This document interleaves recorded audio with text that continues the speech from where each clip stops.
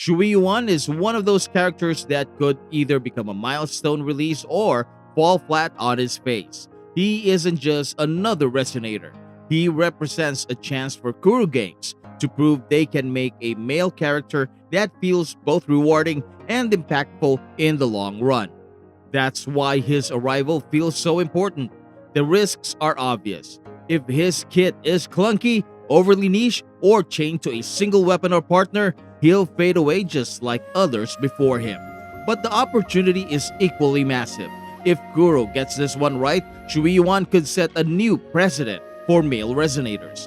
Finally, breaking the pattern of excitement at release, followed by disappointment once the meta settles. Yo, welcome back to the channel. Kamusta po sa inyong lahat?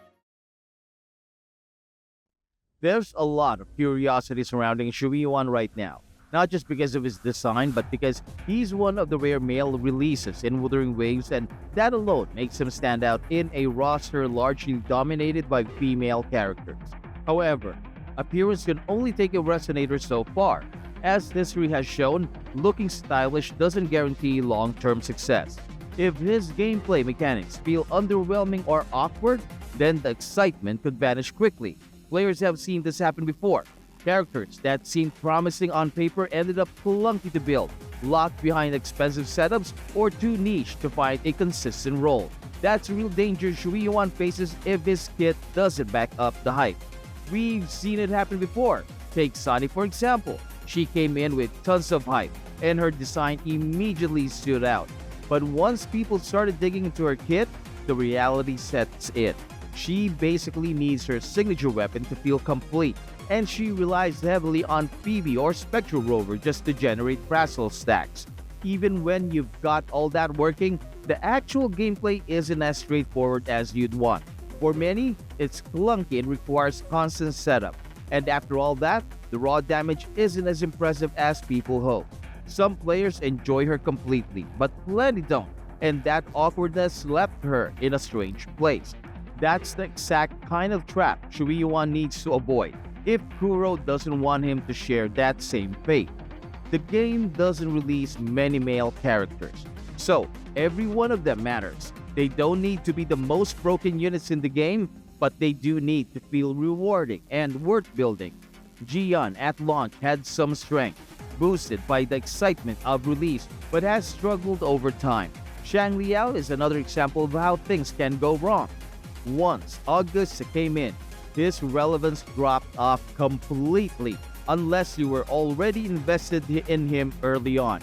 That's the fate Shuiwan has to avoid. What gives me some hope is that the buzz around him right now isn't just surface level.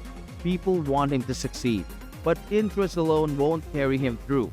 For Shuiwan to find a place in the meta and in people's rosters, his kit needs to be versatile, easy enough to build, and not chained to one specific 5-star partner or signature weapon. If he can deliver that, he'll carve out a role and hold on to it. But let's be honest here. Kuro knows how to make visually stunning characters. Shuiwan's animations, aesthetics, and overall presence are almost guaranteed to be top tier. But visuals only get you so far. If his kit ends up awkward and overly niche, he'll fade into obscurity just like others before him.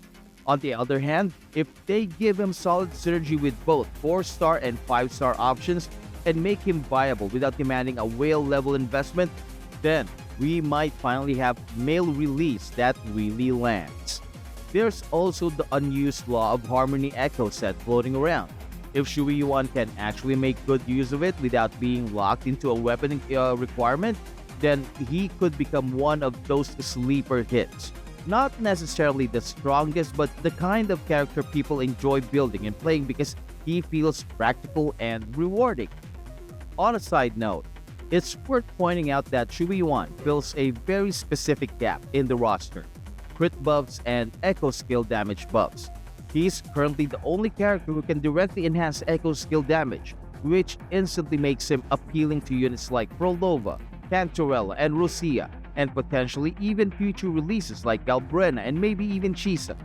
With version 3.0 on the horizon, if Kuro introduces more characters that scale heavily with echo skills, Shuiwan's value could rise dramatically. His kit wouldn't just be strong, it would become a foundational support tool for an entire archetype. And what about his crit buffs? This is something I've been waiting for since I was literally planning a video on how badly the game needed another crit buffer to give our shorekeeper a break. And then, boom, Qiuyuan shows up. While he doesn't bring sustain or defensive tools to the table, he does offer a flat 30% crit damage boost. Sure, it's not mind-blowing, and honestly, Kuro could have easily doubled that since he doesn't touch crit rate at all. But the simplicity and accessibility of the buff is what makes it appealing. It's reliable, doesn't require convoluted setups, easy to achieve, and immediately plugs into a wide range of comps. That's the kind of quality of life support players actually appreciate, even if it doesn't look flashy on paper. The big picture here is simple. Wuthering Waves doesn't release male characters often, so when they do, they deserve more than to be side experiments. Shuiwan represents an opportunity for Kuro to show that male characters can be worth pulling for, not just in design but in actual gameplay. Shuiwan doesn't need to break the game, but he does need to be good enough to justify rolling for him. Accessible, fun, and reliable. That's the recipe for success. If Kuro delivers on that, then he'll be remembered as one of the few standout male releases. If not, well, he risks being another case study in how not to handle a resonator. So, what do you guys think? Do you see Shuiwan becoming a must-pull, or is he destined to carve out a niche role that only certain players will value? Could he finally set the standard for male releases in Wuthering Waves, or will he stumble into the same pitfalls that held certain characters like Zani and others? Share your thoughts in the comments below. I'd love to hear how you're reading the situation. Oh, and before I wrap this up, I just want to pause for a moment and celebrate with all of you. We finally reached 2,000 subscribers on this channel. It might sound like a small milestone to some, but to me, it means the world. Every comment, every like, and every person who decided to stick around has made this community feel alive. Hitting 2,000 is proof that what we're building together is real, and I couldn't have done it without you. From the bottom of my heart, thank you for being part of this journey. If this video resonated with you, please leave a like for extra asteroids, smash that subscribe for added crit buffs, and hit the bell for even greater gotcha luck. Thank you so much for watching. Maraming salamat po, and I will see you in my next video drop.